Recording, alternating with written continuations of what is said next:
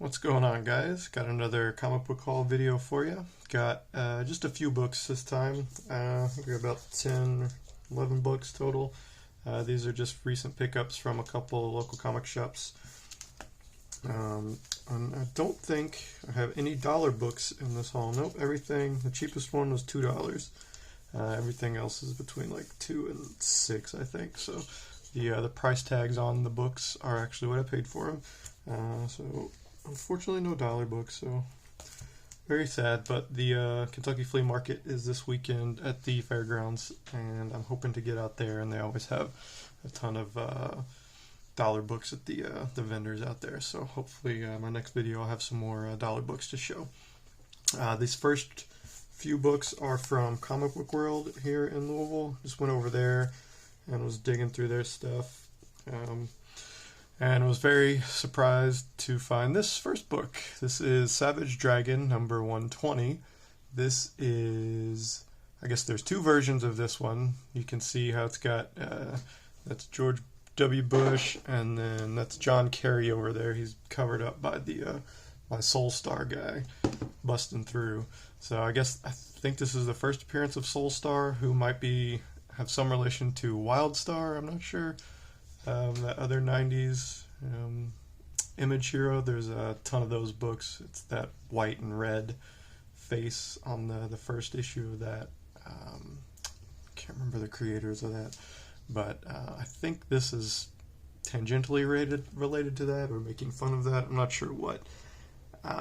But so there's two versions. There's this version with the Soul Star guy on the front, and then the other version just has oh yeah, and that's the dragon there behind him. It's just got the dragon in the middle, and John Kerry and George Bush on the sides like they normally are. So that's the more common one. This one is much harder to find, I guess. I became aware of this one. I think I saw it on a Renovision video. I could not for the life of me. I went back and tried to find it, which one it was, so I could link in the description to this video, but I could not find it.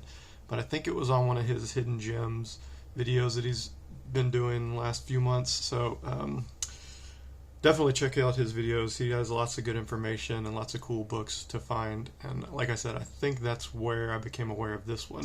I'm not a Savage Dragon collector, but this particular version just recently went at auction for $500 with like 20 or 25 bids. So apparently it's a harder to find variant.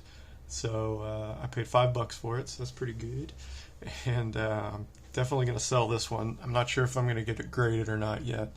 I checked the CGC census, and there's only, I think, 3 or 4 graded copies, and it didn't differentiate between the covers, so I'm not sure if the ones that are graded are this version or the other one.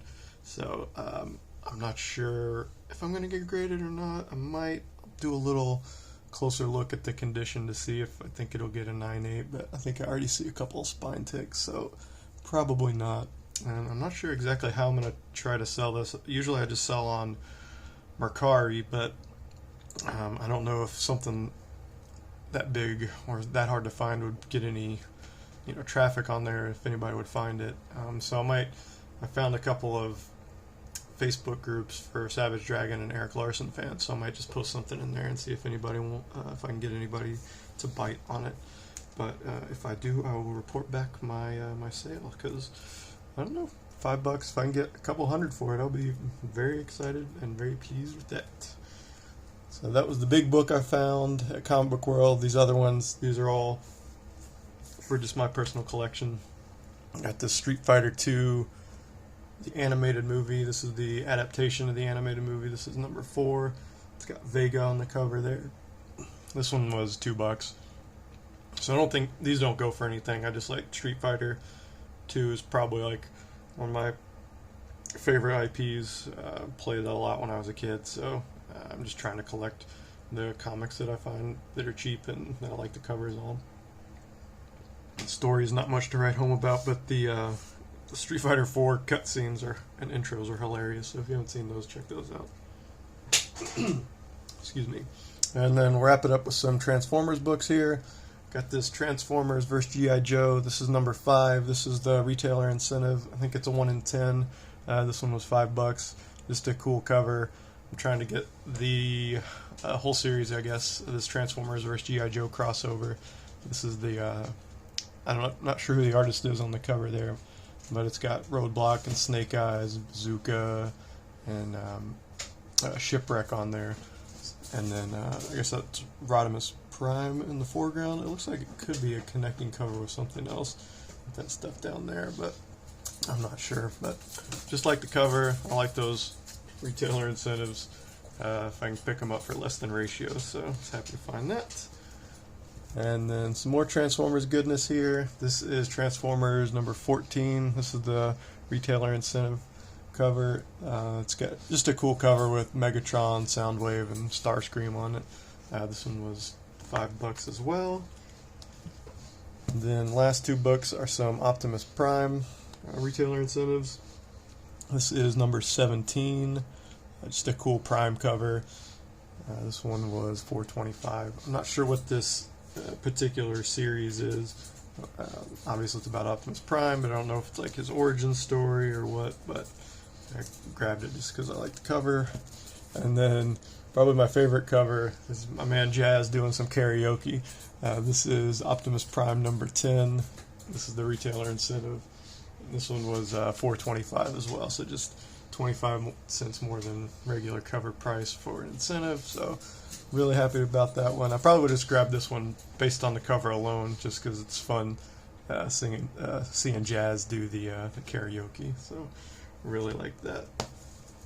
Okay, so that's going to wrap it up for the Comic Book World books. The last stack is from TCB Comics over in Clarksville, Indiana. I went over there about a week and a half ago, I guess now, and dug through their stuff. It was only the second time I've been over there. I went over there during the summer when they had first opened. They're primarily a gaming store. They have a lot of miniatures, and they have a lot of tables set up for Magic and Yu-Gi-Oh! And things like that. But they also have some long boxes, maybe about, excuse me, 10 or so, well, no, they're short boxes, aren't they? 10 or so short boxes of comics, maybe 20, yeah. 10 long boxes worth, so about 20 short boxes.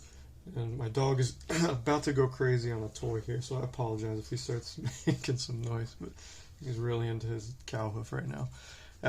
Anyway, so this first one was Daredevil 111. This is the first appearance of Lady Bullseye. This one was $3. It goes for between 20 and 30 on eBay, depending on the day. I just grabbed this one for spec because when the new Daredevil show comes out, they'll need villains, and I imagine they'll introduce Lady Bullseye at some point. I could just do regular Bullseye, but you know, Lady Bullseye might be in there as well. So I grabbed that one. And then another spec book. It's this Marvel .1 number 1. This one was $6. This is the first appearance of Sam Alexander as Nova. So we're getting that Nova movie or one shot or special series, whatever thing on Disney Plus at some point. I'm not sure. They haven't said if it's going to be Richard Rider as Nova or if they're going to do Sam Alexander. But the way that the MCU and the shows have been going, they seem to be introducing the current generation of the characters. They did it with Ms. Marvel, with Kamala Khan. They did, what's her name? America Chavez. Well, I guess she's the only America Chavez there's ever been. But current generation, I guess, of superheroes, not necessarily new iterations of older superheroes.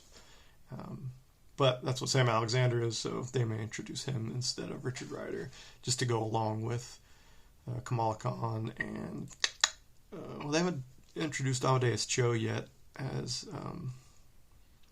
the Hulk, so they might do that. I'm not sure, because I think they're all in like that Champions, the young, they're not the Avengers, they're called the Champions, but that young superhero team with all of them in it. So they might do that, they might not. Again, this one goes for between 20 and 30 bucks depending on the day. So for $6, I snagged it. I'll hold on to it and hopefully flip it for a few dollars. And then the last 3 books are all from my personal collection. This is X-Men Unlimited number 36. just a cool Joe Chiodo cover. It's got Kitty Pryde and Lockheed on there. Waiting to talk to the dean of students. I'm not sure what's going to happen when they go in there, but nothing good, I'm sure. But just a cool cover. This one was, I think this one was $3 too. Yeah, $3. And then probably my favorite book that I found over there was Batman Adventures, this one-shot Mad Love. It's the origin of Miss Harley Quinn, illustrated by the great Bruce Timm. This one was $3 as well, so this was even cheaper than the original cover price on there. It was $3.95. So, and again, this one goes between $20 and $30, depending on the day. But I never had this when it came out. I was a huge Batman the Animated Series fan when I was a kid, and I never collected any of those comics.